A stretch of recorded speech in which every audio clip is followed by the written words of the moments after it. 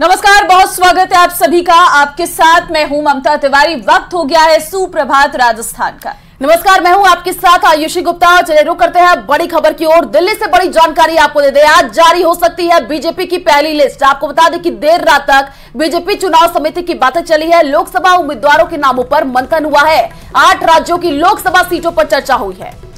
बताया जा रहा है कि 120 से अधिक उम्मीदवारों के नाम फाइनल हो गए हैं। सूत्र ऐसा बता रहे हैं। ए कैटेगरी की सीटों पर घोषित हो सकते हैं प्रत्याशी। पीएम मोदी, अमित शाह, जेपी नड्डा हुए बैठक में शामिल। सीएम भजनलाल, डिप्टी सीएम दिया कुमारी और प्रेमचंद बैरवा बैठक में मौजूद रहे। तो देर रात तक बीजेपी चुनाव समिति की बैठक चली। देखिए, महत्वपूर्ण है क्योंकि अब समय बहुत कम बचा हुआ है। ऐसे में बैठकों का सिलसिला लगातार जारी है और इस 2024 के महासंग्राम में भारतीय जनता पार्टी लगातार बैठकें कर रही है और ऐसे में देर रात तक बीजेपी चुनाव समिति की बैठक चली। बताया जा रहा है कि ए कैटेगरी की जो सीटें हैं उसके लिए मंथन पूरा हो गया है। उसके लिए जो नामों का पैनल है वो पूरी तरीके से तैयार है और बताया जा रहा है कि 100 से 120 सीटों पर उम्मीदवार जो है जल्द भारतीय जनता पार्टी उसके लिए फाइनल कर देगी और एक लिस्ट भी जारी कर दी जाएगी। और इसी खबर पर ज्यादा जानकारी के लिए संवाददाता विनीत हमारे साथ फोन लाइन पर जुड़ चुके हैं। विनीत, ए कैटेगरी की सीटों पर प्रत्याशियों के नाम के जा रहा है कि फाइनल हो चुके हैं। अभी क्या अपडेट मिल पा रही है इस पूरे मामले को लेकर के, कितना और मंथन? जी, निश्चित तौर पर मैं आपको बताना चाहूंगा कि कल देर रात जो है वो मंथन हुआ है। पहले मैं आपको बताना चाहूंगा कि प्रधानमंत्री नरेंद्र मोदी जी के साथ जो है वो मंथन हुआ है, केंद्रीय चुनाव समिति में मंथन हुआ है और उसके बाद जो है वो फैसला लिया जाएगा कि आखिरकार किन सीटों पर जो है वो जो है किन उम्मीदवार को जो है वो लड़वाया जाए। एक बड़ी बात मैं आपको बताना चाहूंगा कि केंद्रीय चुनाव समिति में जिस तरह से बीजेपी जो है वो एक मानसिक लीड देने की कोशिश कर रही है और उसके अनुसार जो है बीजेपी जो है वो उम्मीदवारों के नामों की घोषणा जो है वो पहले कर देगी कि आखिरकार चुनाव की अभी तक चुनाव की घोषणा नहीं हुई है, लेकिन उसके पहले ही जो है वो बीजेपी अपने उम्मीदवारों के नामों की घोषणा जो है वो कर सकती है। एक बड़ी बात यहाँ पर मैं आपको बताना चाहूंगा, केंद्रीय चुनाव समिति की बैठक जो है कल देर रात चली, में काफी मैराथन बैठक चली। कई राज्यों को इसमें को लेकर के इसमें चर्चा हुई। राजस्थान की बात करें तो राजस्थान को लेकर के भी इसमें चर्चा हुई और साफ तौर पर बीजेपी जो है वो अब जल्द से जल्द जो है वो उम्मीदवारों के नामों की घोषणा जो है वो कर सकती है। पहली लिस्ट में कितने नाम शामिल हो सकते हैं विनीत, क्योंकि 100 से 120 बताए जा रहे हैं या इससे भी अधिक संख्या हो सकती है, और क्या माने कब तक ये लिस्ट जारी हो जाएगी, क्योंकि कल देर रात तक बीजेपी चुनाव समिति की बैठक चली थी?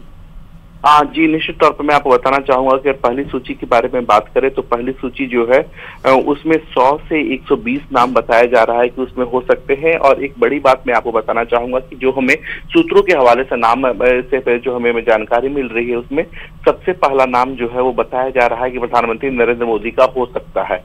इसके साथ ही साथ अगर हम राजस्थान के लिहाज से बात करें तो राजस्थान के 25 की 25 सीट बीजेपी जीतने की रणनीति जो है वो बना रही है और माना यह जा रहा है कि 10 से 12 नाम जो है वो इसमें हो सकते हैं। कल इसी को लेकर के यहाँ पर जब बैठक हुई थी राजस्थान के भी सभी जो बड़े नेता थे वो यहाँ पर मौजूद थे। प्रधानमंत्री नरेंद्र मोदी के साथ जो है वो मैराथन बैठक हुई, उसमें मंथन हुआ। एक बड़ी बात यहाँ पर मैं आपको बताना चाहूंगा कि इस बैठक के ठीक पहले प्रधानमंत्री नरेंद्र मोदी, बीजेपी राष्ट्रीय अध्यक्ष जेपी नड्डा और केंद्रीय गृह मंत्री अमित शाह, इनकी एक बड़ी बैठक हुई, प्रधानमंत्री आवास पर बैठक हुई और इन्होंने जो पहले जब हमने देखा कि कोर ग्रुप की बैठक हुई थी, कोर ग्रुप की बैठक के बाद एक अपनी रणनीति जो है इन तीनों बीजेपी के बड़े नेताओं ने अपनी बना ली थी और उसके बाद वो बीजेपी राष्ट्रीय मुख्यालय पहुंचे और जहां पर केंद्रीय चुनाव समिति की बैठक में मंथन हुआ, नामों पर अंतिम मोहर जो है वो लगा दी गई है। माना जा रहा है कि इसकी घोषणा जो है वो जल्द से जल्द हो जाएगी। जी ठीक है विनीत, जिस हिसाब से आप बता रहे हैं कि राजस्थान के लिहाज से बीजेपी पूरी तरीके से फोकस्ड है कि 25 की 25 सीटों पर जीत हासिल करना है, तो ये भी कहा जा रहा है कि इस बार बीजेपी कई नए चेहरों पर भी दांव खेल सकती है। कौन कौन से नए नाम, अभी आपके पास कोई अपडेट? जी, निश्चित तौर पर मैं आपको बताना चाहूंगा कि जो नए नाम चेहरे हैं उनके साथ जो है वो बीजेपी जो है वो दांव खेल सकती है। एक बड़ी बात यहाँ पर मैं आपको बताना चाहूंगा कि 2014 की बात करें, 2019 की बात करें तो बीजेपी ने वहां पर 25 की 25 सीटें जीती थी। इसके साथ ही साथ अगर हम बात करें 2014 के 6 उम्मीदवारों के नाम काट दिए गए थे। जब 2019 में चुनाव की घोषणा हुई थी उस वक्त 2014 के 6 उम्मीदवार जो है वो बदले गए थे। इसके साथ ही साथ अगर इस बार की बात करें तो इस बार जो है बीजेपी जो है वो अपने 6 सांसदों को उन्होंने विधायकी की चुनाव लड़वाया था। उसके साथ ही साथ एक सीट जो बेनीवाल की पार्टी को दी गई थी वो इस बार बीजेपी अपना उम्मीदवार उतारेगी वहां पे। तो हम कम से कम मान के चल सकते हैं कि बीजेपी इस बार जो है 10 से 15 जो है वो नए चेहरे के साथ जो है वो जो 2024 का रण है उसमें उतर सकती है। जी, गठबंधन को लेकर अगर हम बात करें विनीत, ओवरऑल इसको लेकर क्या चर्चा रही कल हुई इस बैठक में? हाँ जी, निश्चित तौर पर यहाँ पर मैं आपको बताना चाहूंगा कि अभी तक जो है वो बीजेपी जो है वो माना जा रहा है कि अपनी सभी उम्मीदवार जो है वो उतारेंगे। 25 की 25 सीट पर जो है बीजेपी अपने उम्मीदवारों को उतारेगी। गठबंधन की स्थिति जो है वो इस बार माना जा रहा है कि बीजेपी अकेले चुनाव लड़ेगी, लेकिन बीजेपी की कोशिश रहेगी कि जिस तरह से प्रधानमंत्री नरेंद्र मोदी ने टारगेट दिया है 2024 के लिए, जिसमें 370 सीट जो है वो बीजेपी को जीतना है, जिसमें अगर हम बात करें राजस्थान की भूमिका जो होती है वो काफी महत्वपूर्ण है, क्योंकि 2014-2019 में बीजेपी ने 25 की 25 सीट जो है वो जीती थी और बीजेपी चाहेगी कि अगर 370 का आंकड़ा छूना है तो 2014-2019 का प्रदर्शन जो है वो राजस्थान में दोहराए और 25 की 25 सीट में जो है वो जीते। माना यह जा रहा है कि बीजेपी 25 की 25 सीट जो है वो अपने दम पर इस बार जीतने की कोशिश जो है वो करेगी, कवायद ये करेगी। गठबंधन शायद जो है वो शायद किसी भी पार्टी से इस बार यहाँ पर ना हो। जी बिल्कुल विनीत, और वो तस्वीरें भी लगातार हम देखते रहते हैं कि बैठकों का दौर लगातार जारी है। अलग अलग राज्यों से जो तस्वीरें निकल करके सामने आ रही हैं उसमें चिंतन और मंथन किया जा रहा है और जल्द ही पहली लिस्ट जारी हो सकती है, ये भी खबर है सूत्रों के हवाले से। आप नजर बना करके रखिए, आगे भी आपसे अपडेट लेंगे। फिलहाल शुक्रिया तमाम जानकारी साझा करने के लिए।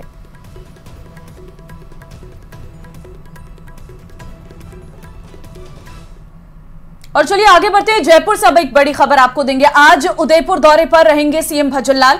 आपको बता दें दिल्ली से सीधे डबोक एयरपोर्ट पहुंचेंगे। सुबह 11:30 बजे का समय रहेगा जब वो गोगुंदा पहुंचेंगे। कई परियोजनाओं का शिलान्यास करेंगे।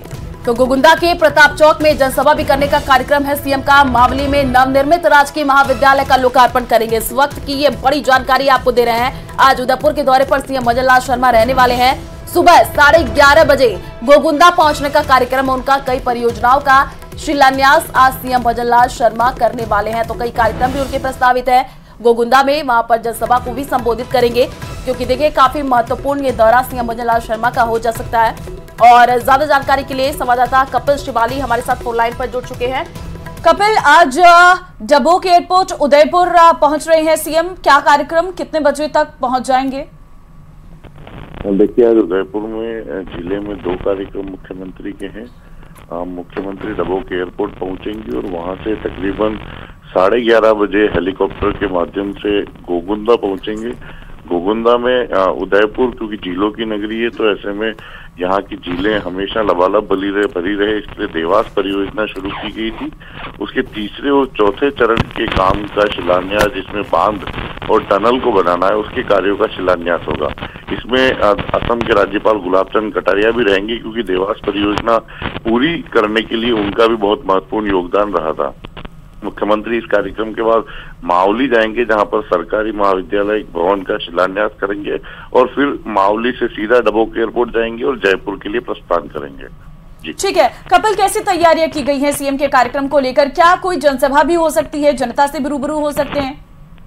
बिल्कुल, जनसभाओं का आयोजन किया जाएगा। स्थानीय जो जनप्रतिनिधि है, चाहे गोगुंदा के हों चाहे मावली के हों, कार्यक्रम को भव्य बनाने की तैयारी कर रहे हैं, क्योंकि देवास परियोजना से जुड़ा ये कार्यक्रम है गोगुंदा वाला। बिल्कुल, और इसीलिए कहीं ना कहीं ये महत्वपूर्ण हो जाता है। कपिल, बहुत धन्यवाद आपका तमाम जानकारी देने के लिए।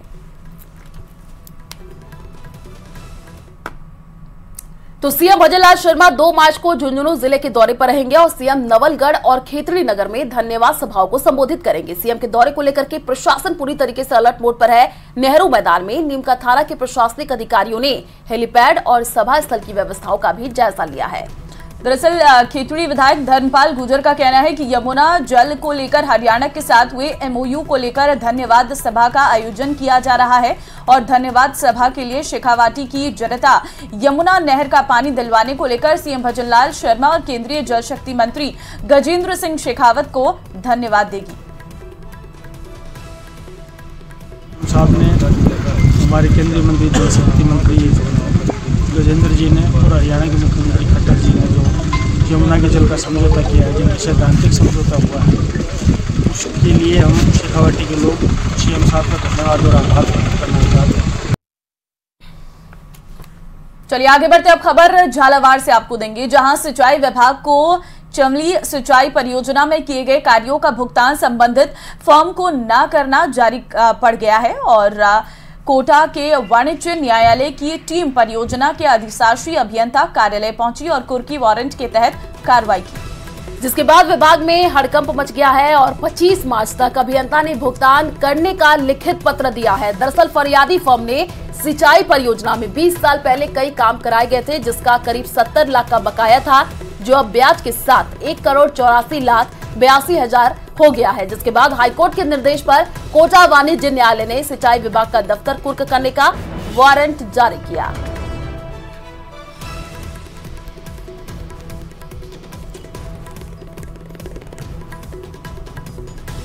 क्लेम बनाया, 2000 में वर्क फाइनल किया, फाइनल पेमेंट भी हुआ, लेकिन कुछ पेमेंट उसमें बाकी था, तो डिपार्टमेंट के पावर में नहीं था, तो उन्होंने कहा भाई आगे से सेंक्शन होकर आएगा तो हम पेमेंट आपको कर देंगे। यहाँ से रिकमेंड भी हुआ, लेकिन इस दरमियान 24 साल गुजर गए। हम कोर्ट के भी मैं भी गए, तो पहले डिपार्टमेंट ने भी अपील करी और कुछ हुआ नहीं, डिपार्टमेंट ने भी स्टे नहीं दिया। कोटा वाणिज्य कोर्ट, कमर्शियल कोर्ट कोटा से मैं एक वारंट कोर्ट की मिला है मुझे, ऑर्डर 21 रूल 30 में भारतीय कंस्ट्रक्शन कंपनी बनाम अधिशासी अभियंता चावली इरिगेशन प्रोजेक्ट में इन्होंने कॉन्ट्रैक्टर ने कोई काम किया होगा, इतना तो हमें नहीं पता होता, लेकिन 1,84,92,811 रुपए का वारंट मुझे मिला है। मेरी इनसे एक्शन साहब से बात चल रही है कि मुझे क्या अभी बताते हैं, नहीं तो फिर मैं इनका ऑफिस को जो है वो खुला करती। और खबर भीलवाड़ा से है, जहां बदनौर में रोडवेज बस सेवा शुरू करने के साथ ही अन्य मांगों को लेकर के लोगों ने धरना दिया। बैराक विकास समिति बदनौर के बैनर तले ग्रामीण तहसील कार्यालय के सामने ही प्रदर्शन करने लगे। वहीं लोगों ने कहा कि यदि हमारी मांगों पर गौर नहीं किया जाता है तो अनिश्चितकालीन धरना जारी रहेगा और आने वाले समय में उग्र आंदोलन भी किया जाएगा। तो बदनौर में लोगों का धरना देखने को मिल रहा है, जिसे कि आप तस्वीरों के माध्यम से देख पा रहे हैं। रोडवेज बस शुरू करने की मांग की जा रही है। पार्टी वाले आके कहते हो आश्वासन दे दो, हम तो आज ही उठा लेंगे। जयपुर में आईपीएल मुकाबले की तैयारियां शुरू हो गई है। मैच आयोजन की जिम्मेदारी कौन संभालेगा ये अभी साफ नहीं है, लेकिन राजस्थान रॉयल्स आयोजन की तैयारी में जुटी गई है। और साथ ही आपको बता दें कि आईपीएल मैचों में सुरक्षा के लिए पुलिस को खत भी भेजा गया है। इसी पर देखिए हमारी ये खास रिपोर्ट।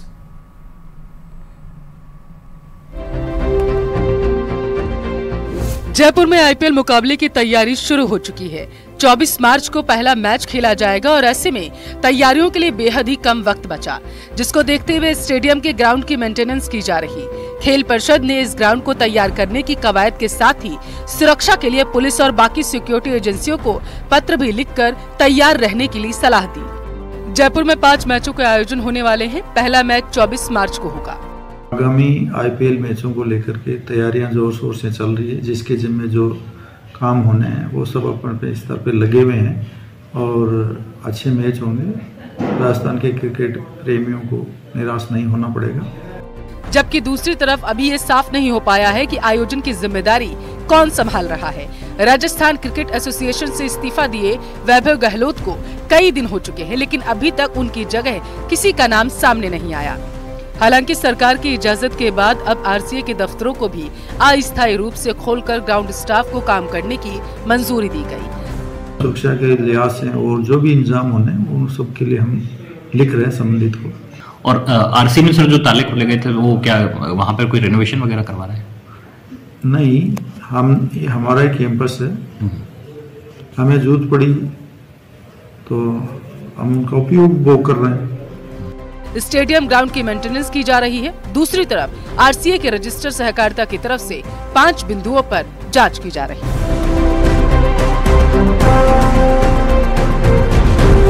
खेल परिषद इस जिम्मेदारी को अभी उठा रही है और राज्य सरकार की तरफ से कोशिशें लगातार यही की जा रही है कि बीसीसीआई उन्हें मैच आयोजन की इजाजत दे। लेकिन अब बीसीसीआई के पाले में यह गेंद है कि वह आयोजन की स्वीकृति खेल परिषद यानी कि सरकार को देती है या फिर नहीं। महेश दाधीच, न्यूज़ 18, जयपुर।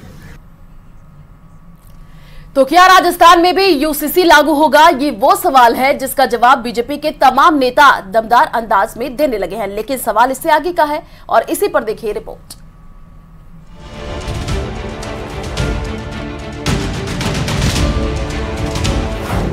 राजस्थान में यूसीसी पर सवाल, क्या होने वाला है बदलाव? यूसीसी के लिए राजस्थान तैयार?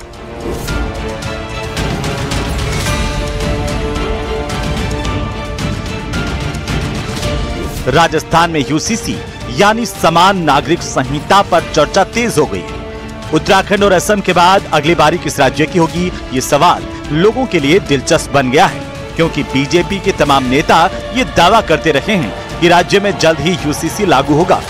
साथ ही खुद सीएम ने विधानसभा में यूसीसी पेश करने की बात कही थी। ऐसे में यूसीसी पर मरुधरा की जनता क्या सोचती है और जो बात स्पीकर वासुदेव देवनानी ने कही है, क्या उसके बाद अब कोई भी सवाल बचता है?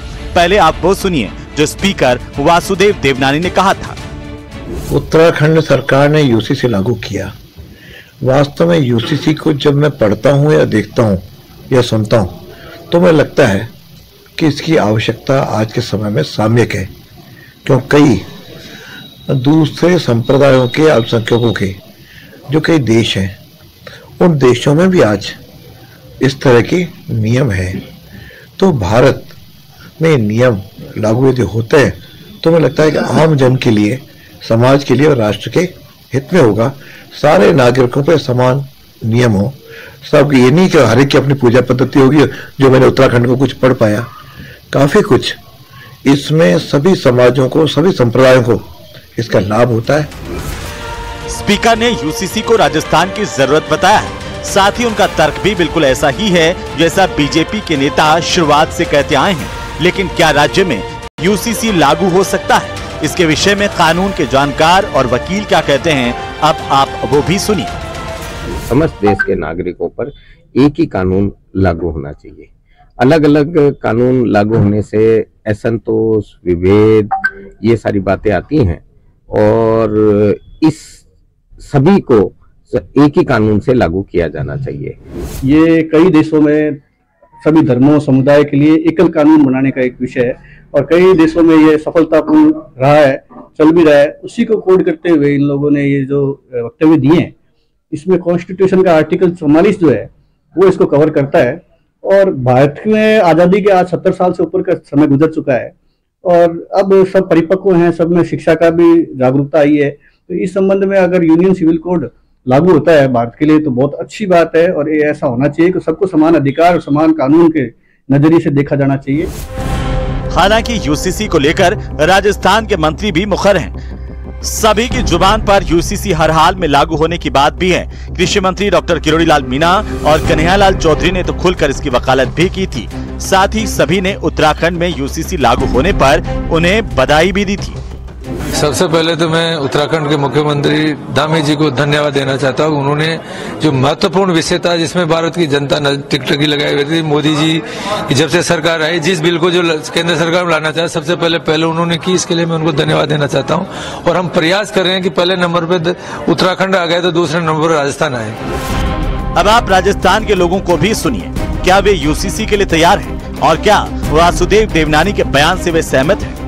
अच्छी सोच है, पर यह है कि जिससे अल्पसंख्यक जो हमारे भाई बहन हैं, जो जातिगत जनसंख्या जिनकी कम है, उनके लिए ये सही नहीं, क्योंकि जो उनका अधिकार है, उनके धार्मिक अधिकार है, वो उनसे छिन जाएंगे। ये यूनिफॉर्म सिविल कोड लागू होना चाहिए, जिसमें सभी धर्मों के अलग अलग संविधान बने हुए, तो हम चाहते हैं कि सभी धर्मों के एक साथ एक ही कानून रहना चाहिए, यूनिफॉर्म सिविल कोड लागू हो। यूसीसी से बहुत फायदा आम नागरिक को होगा, क्योंकि एक समान नागरिकता हो जाएगी जिसमें विवाह से लेकर भरण पोषण से लेकर सारी चीजें पूरे सभी पंथों के लिए, सभी समाज के लिए एक होगी और एक भारत श्रेष्ठ भारत का निर्माण होना शुरू होगा। यूसीसी पर राजस्थान अब आगे बढ़ेगा, जिसकी संभावनाएं जताई जा रही हैं। बीजेपी के तमाम नेता यूसीसी के पक्ष में भी हैं। साथ ही बीजेपी के एजेंडे में हमेशा यूसीसी रहा है। ऐसे में अब सवाल उठता है कि क्या राजस्थान देश में यूसीसी लागू करने वाला अगला राज्य होने वाला है। Bureau report, news 18 Rajasthan.